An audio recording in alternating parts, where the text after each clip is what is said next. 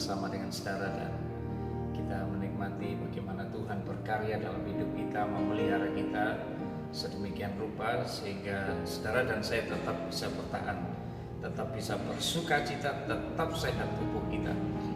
Bukankah ini anugerah Tuhan di masa pandemi seperti yang saudara dan saya alami sekarang, saudara? Nah, Bapak Ibu saudara yang dikasih Tuhan, mari bersama-sama kita akan merenungkan firman Tuhan yang hari ini saya mengambil renungan firman dari kitab 1 Korintus pasal yang ke-6 ayat 19 dan 20 yang mengatakan demikian. Atau tidak tahukah kamu bahwa tubuhmu adalah bait Roh Kudus yang diam di dalam kamu dan roh yang kamu peroleh dari Allah, dan bahwa kamu bukan milik kamu sendiri, sebab kamu telah dibeli dan harganya telah lunas dibayar. Karena itu muliakanlah Allah dengan tubuhmu. Bapak Ibu saudara yang dikasih Tuhan, firman Allah ini jelas mengatakan kepada saudara dan saya supaya kita dapat mengendalikan hidup kita. Secara khusus kalau saya memberi judul renungan singkat hari ini, kendalikan nafsu rakus. Saya pikir ini hal yang cukup tepat Bapak Ibu untuk saudara dan saya menyadari bahwa tubuh kita ini adalah bait Allah, tempat di mana Allah tinggal, dan itu sebabnya kita harus menjaga tubuh kita sedemikian rupa supaya tubuh kita tidak teracuni oleh apa yang kita konsumsi. Nah, Bapak Ibu yang dikasih Tuhan, seperti yang saudara dan saya ketahui, munculnya wabah penularan virus corona ini berasal dari negeri Tiongkok, tepatnya di kota Wuhan. Sebuah kebiasaan yang mungkin kurang baik yang berasal dari mengkonsumsi hewan-hewan liar di sana, saudara, yang tidak lazim untuk dimakan dan kemudian disajikan dalam bentuk sup. Dan saudara-saudara, beberapa penduduk di kota Wuhan rupanya mereka suka mengkonsumsi ular, suka mengkonsumsi tikus, suka mengkonsumsi kelelawar yang disinyalir dari hewan-hewan ini muncul penyebaran virus corona. Saudara-saudara, selain hal tersebut memang ada beberapa tindakan ekstrim yang mereka lakukan, yang ini seperti di luar kelaziman. Bagaimana mereka bisa memakan hidup-hidup bayi-bayi tikus. Kemudian ada wanita-wanita yang secara ekstrim mereka mempertontonkan adegan-adegan seperti mereka memakan bayi gurita hidup-hidup, tanpa merebusnya, tanpa memasaknya dengan cara yang benar. Akibatnya saudara-saudara sangat bisa diperkirakan bahwa ada virus-virus, ada bibit-bibit penyakit dari hewan-hewan ini masuk ke tubuh manusia. Dan saudara-saudara kita ketahui bahwa hewan-hewan ini tumbuh di tempat yang mungkin tidak sehat, yang kurang sehat, dan membawa virus-virus ini masuk ke dalam tubuh. Dan pada akhirnya Bapak Ibu dikasih Tuhan, tentu saja hewan-hewan ini kemungkinan akan menularkan penyakit-penyakit yang kotor kepada manusia. Dan saudara-saudara, memang kita bisa saja, firman Tuhan mengatakan bahwa kalau saudara perhatikan dalam 1 Korintus pasal 6 ayat 12, segala sesuatu halal bagiku, tetapi bukan semuanya berguna. Segala sesuatu halal bagiku, tetapi aku tidak membiarkan diriku diperhamba oleh apapun. Perkataan Paulus dalam 1 Korintus pasal 6 ayat yang ke-12 mengatakan demikian. Dan saudara-saudara, ini merupakan sebuah kutipan dari pandangan teologis para penentang Paulus.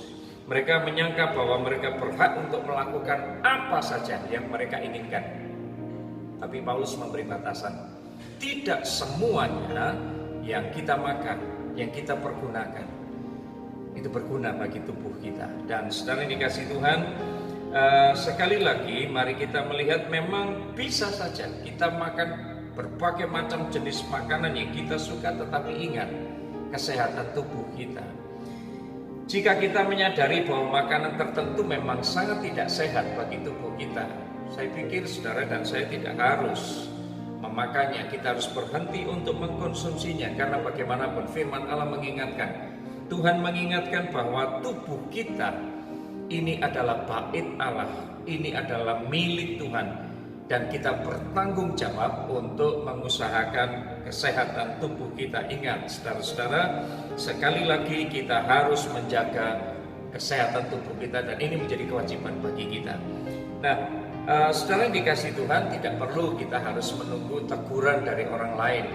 Kita harus belajar mengubah pola hidup kita sendiri, pola hidup yang sehat, pola hidup yang membuat saudara dan saya tidak hanya menuruti keinginan lidah kita, tetapi menuruti firman Tuhan. Ingat Bapak Ibu, jangan terhanyut dengan semua yang nampak baik oleh mata tetapi merugikan tubuh kita. Bapak Ibu,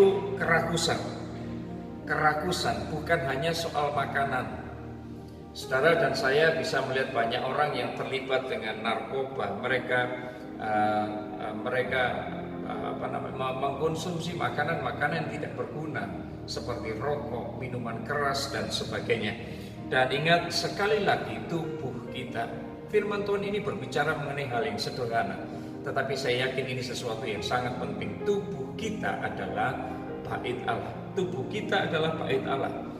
Bahkan Yesus katakan Dia telah membayar lunas harga tubuh saudara melalui pengorbanannya di kayu salib. Betapa Allah juga sangat konsen untuk menolong saudara dan saya menjaga kondisi fisik kita, dan itu bagian yang harus saudara dan saya lakukan sebagai anak-anak Tuhan. Nah, Bapak Ibu yang dikasihi Tuhan, karena itu Paulus mengingatkan agar setiap kita berusaha untuk menjaga dan memuliakan Tuhan dengan tubuh kita. Bapak Ibu dikasih Tuhan, ada orang-orang tertentu yang tidak bertanggung jawab. Mereka mungkin mengatakan, bagaimana mungkin saya harus menjaga tubuh saya tetap sehat. Toh orang yang menjaga kesehatan, mereka tidak merokok, mereka tidak minuman keras, mereka tidak mabuk-mabukan.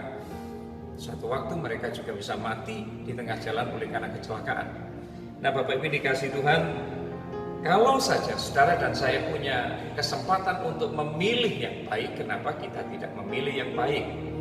Satu kali kalau saudara membaca dalam kitab Markus, saudara menemukan di kitab Markus 11 ayat 15 dan 16.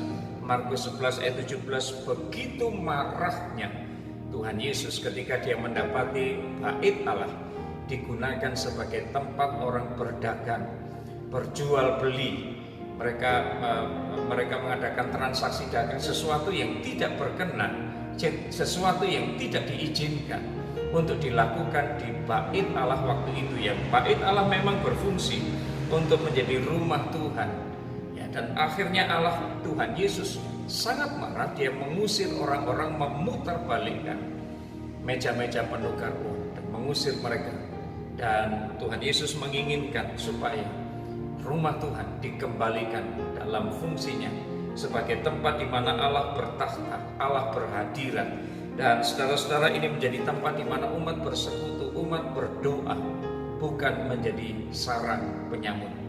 Nah, Bapak Ibu yang dikasihi Tuhan, saya pikir firman Tuhan ini sederhana, tetapi saya meyakinkan kembali kepada saudara sesuai dengan firman Tuhan bahwa tubuh kita adalah bait Allah, di mana Allah bertakhta, Allah tinggal, Roh Kudus berdiam di dalam kita, dan itu menjadi tanda saudara dan saya adalah milik Tuhan.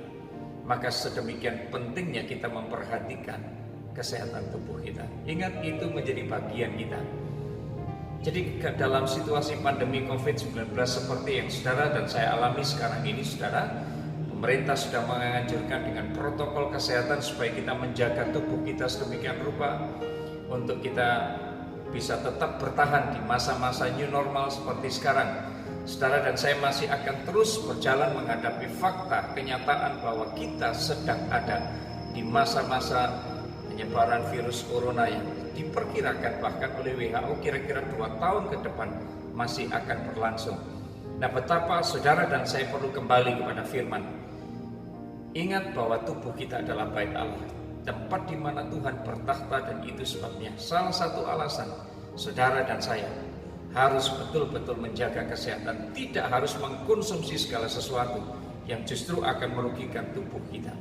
Bapak Ibu dikasih Tuhan, ingat kembali bagian ini dan mari kita koreksi dalam aplikasi yang harus kita kerjakan tentang firman Tuhan ini. Yang pertama, saudara-saudara, mari kita bertanya, apakah yang saudara dan saya sudah lakukan untuk tubuh kita yang menunjukkan bahwa kita sadar bahwa tubuh ini adalah milik Tuhan, Pertanyaan ini wajib saudara dan saya jawab. Yang kedua, adakah kebiasaan-kebiasaan yang salah saudara-saudara yang selama ini saudara dan saya lakukan, yang membuat tubuh jasmani kita ini menjadi lemah, yang membuat tubuh jasmani kita menjadi tidak sehat?